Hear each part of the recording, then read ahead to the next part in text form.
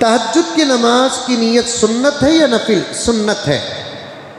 फ़तहज्जद बिही नाफिलतन लक, जो तहज्जुद की निस्बत आका से करके कुरान ने जो नफिल कहा है उसके बारे में उलमा फरमाते हैं आका के लिए कोई चीज़ सुन्नत नहीं थी, आका का अमल दूसरों के लिए सुन्नत था, इसलिए ये नमाज़ें आका के लिए नफिल थी।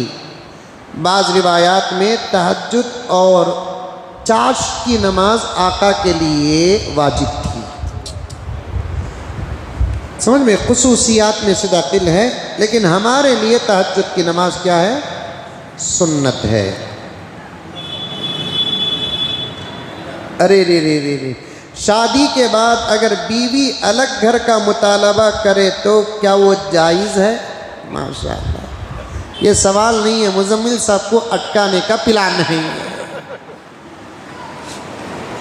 ये हमारी कौम की जवान जवान बच्चियाँ शादी ख़ानदान में करती हैं और शादी के बाद बिल्कुल अलग रहने का फ़ैसला करती हैं। ये जुल्म है, ये ज़ियादती है।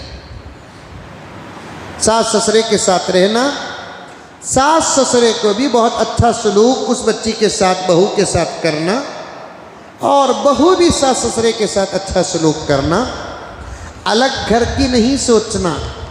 दो चार बेटे हो तो बात अलग, अकेला बेटा रहता है, शादी करते हैं, शादी के बाद इस मोमेंट में लाकर खड़ा कर देते हैं या तो अलग रखो या नहीं तो तलाक दो। ला हौल वला कुव्वत इल्ला बिल्लाह।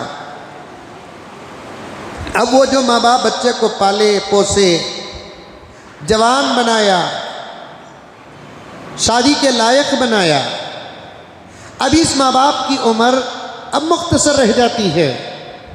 अब इन माँ बाप के लिए बुढ़ापे का वही तो एक सहारा है। और एक मैं तो ऐसे फैसले बहुत करता हूँ मौलाना, तो बाज़ बच्चियाँ बोलते हैं हमें जाऊनों को बोल रही हैं कि हजरत जान दो आन दो।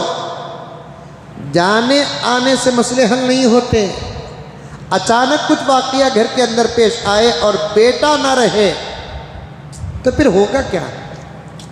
अलग घर का मुतालबा नहीं कर सकते, फिर हमारे पास लाकर शरीयत लगाते हैं। मौलाना का लिख कर है सास ससुराल के साथ ही धरना